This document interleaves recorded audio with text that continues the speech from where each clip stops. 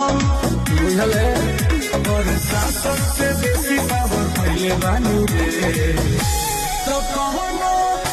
बोली नहीं तना पहले बानी रे राना चारी बिना फल के जमाइले बानी रे राना चारी बिना फल के जमाइले बानी रे धुआं कर दिले बानी।